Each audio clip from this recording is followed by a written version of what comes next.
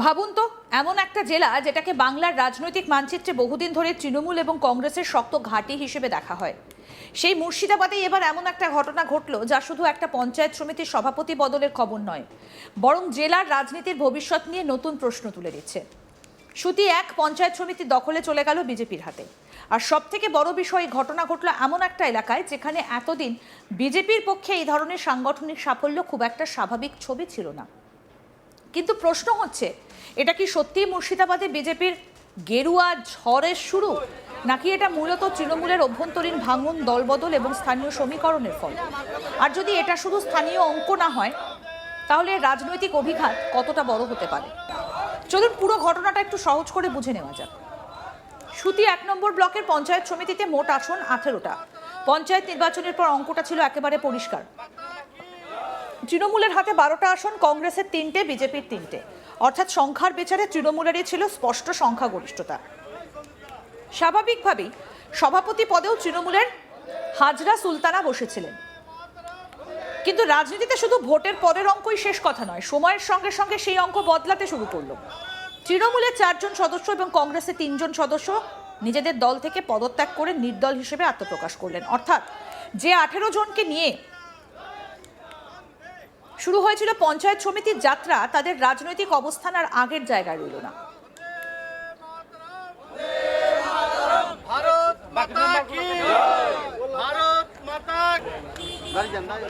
আর এখানেই গল্পটা নাটকীয় হয়ে উঠছে। এই ৭ জন সদস্য পরবর্তীতে তৃণমূলের সভাপতির বিরুদ্ধে আনা অনাস্থা প্রস্তাবে গুরুত্বপূর্ণ ভূমিকা নেন। গত ৬ই আগস্ট অনাস্থা ভোটে হাজরা সুলতানা অপসারিত হন। অর্থাৎ সংখ্যাগরিষ্ঠ দল তৃণমূলের হাতে থাকা সত্ত্বেও তাদের নির্বাচিত সভাপতি আর পদে থাকতে পারলেন না। এখন প্রশ্ন, কিভাবে? কারণ রাজনীতির মাঠে দলীয় প্রতীক আর ব্যক্তিগত সমীকরণ সবসময় এক জিনিস নয়। নির্বাচনের সময় একজন প্রার্থী যে দলের হয়ে ভোট পান, পরে সেই দলের সঙ্গে তার সম্পর্ক ভেঙে গেলে স্থানীয় ক্ষমতার অঙ্কও দ্রুত পাল্টে যেতে পারে। সুতি একের ঘটনা তারই একটা গুরুত্বপূর্ণ উদাহরণ।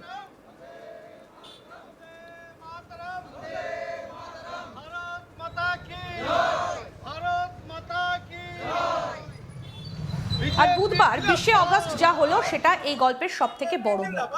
সভাপতি নির্বাচনে বিজেপির বুলটি ঘোষ মোট ১০ জন সদস্যের সমর্থন পেলেন। এই ১০ জনের মধ্যে ছিলেন ৩ জন বিজেপি সদস্য এবং সেই ৭ জন নির্দল সদস্য, যারা আগে তৃণমূল ও কংগ্রেস ছেড়েছিলেন।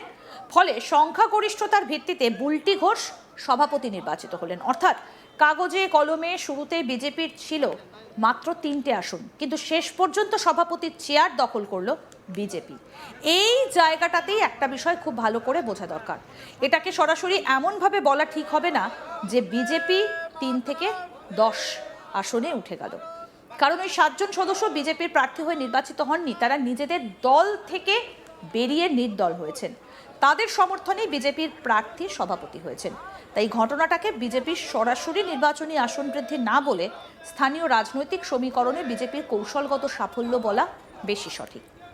কিন্তু তাতেও গুরুত্ব কমছে না, বরং অনেক ক্ষেত্রে গুরুত্ব আরও বাড়ছে। কারণ পঞ্চায়েত সমিতির মতো স্থানীয় প্রতিষ্ঠান শুধু একটা চেয়ার নয়, এখানে উন্নয়ন প্রকল্প, রাস্তা, পানীয় জল, নিকাশি, গ্রামীণ পরিকাঠামো, বিভিন্ন সরকারি প্রকল্প বাস্তবায়ন, সব কিছুর সঙ্গে রাজনৈতিক নেতৃত্বের ভূমিকা জড়িয়ে থাকে। ফলে সভাপতি পদে কে বসছেন সেটা স্থানীয় রাজনীতিতে যথেষ্ট গুরুত্বপূর্ণ।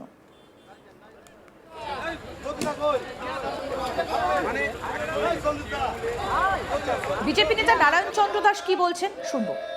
আমাদের চিন্তা ভাবনা হচ্ছে, তৃণমূলের আমলে যেসব কাজগুলো অসমাপ্ত অবস্থায় পড়ে আছে সেই কাজগুলো আমরা সমাপ্ত করব। তৃণমূল কাটমানি আর খুন, অগ্নিকাণ্ড এইসব নিয়ে ব্যস্ত থাকতো, কিন্তু আমরা ব্যস্ত থাকবো উন্নয়ন নিয়ে। এলাকার যাতে সার্বজনীন উন্নয়ন হয় তার জন্য আমাদের যত রকমের পরিকল্পনা। আমাদের বিজেপির ৩ জন সদস্য আমরা কিন্তু তীব্র প্রতিবাদ করতাম যে পঞ্চায়েত সমিতিতে যে উন্নয়ন হচ্ছে না, তার জন্য আপনারা ব্যবস্থা গ্রহণ করুন। কিন্তু সভাপতি মহাশয়া বা তার অন্যান্য যা সাঙ্গপাঙ্গ ছিলেন তারা কোনো কর্ণপাত করতেন না। আমাদের আবাস যোজনায় অনেক দুর্নীতি হয়েছে, যাদের পাওয়ার উপযুক্ত তারা কিন্তু পায়নি।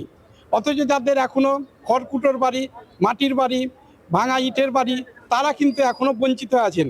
আমাদের প্রথম পরিকল্পনা হবে, যারা এখন পর্যন্ত বাড়িঘর পাননি, যারা মাটির বাড়িতে বাস করছেন, যারা হয়তো খড়কুটোর বাড়িতে বাস করছেন, কুটিরে বাস করছেন, তারা যাতে আবাস যোজনায় বাড়ি পান। কতজন সদস্য ছিলেন? আমরা 10 জন সদস্য ছিলাম, 3 জন বিরোধীদের মধ্যে ছিলেন। হ্যাঁ, তো তারা কিন্তু বিরোধী হিসাবে ভোটাভুটিতে অংশগ্রহণ করেনি হয়তো, হ্যাঁ, কিন্তু তারা আমাদের সদস্য হিসাবে আমরা। সুতি ওয়ানে মোট সদস্য সংখ্যা? মোট সদস্য সংখ্যা 18 জন। 18 জনের মধ্যে একজন প্রয়াত হয়েছেন, 17 জন ছিলেন। 17 জনের মধ্যে আজকে 13 জন উপস্থিত ছিলাম, আর আমাদের ছিলাম 10 জন।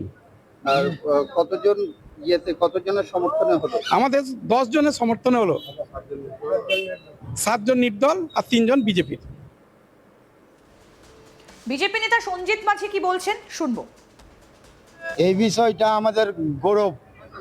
আমাদের যদি পূর্বে দেখা যায়, আমাদের অটল বিহারী বাজপেয়ীর কালে আমাদের 13 দিনকার সরকার পড়েছে। যারা আজ নির্দল হয়েছে তারাও তো টিএমসির দাদাগিরি ছিল। আজকে জানের ভয়ে বিজেপির হুত্তাসে নির্দল গেছে, কিন্তু আমরা ভারতীয় জনতা পার্টির প্রথম মুর্শিদাবাদের মাটিতে এই আয়রন সুতি ব্লকে আমরা বুলটি মাঝি 3 বারকার আমাদের জিতে, বুলটি ঘোষ, সেই বুলটি ঘোষ 3 বারকার জিতে আমরা গৌরব। যদি আমাদের 6 মাস চলে, 9 মাস চলে, যাই চলুক, আমরা প্রথম করেছি আয়রন ব্লকে। আমাদের গর্ব, ভারতীয় জনতা পার্টির গর্ব। ভারত মাতা কি জয়। জঙ্গিপুর সাংগঠনিক জেলার বিজেপির জেলা সভাপতি সুবল চন্দ্র ঘোষ কি বলছেন শুনবো। আজকে আমাদের সুতি 1 নম্বর ব্লকের ব্লক সভাপতি নির্বাচন। দীর্ঘদিনের লড়াই।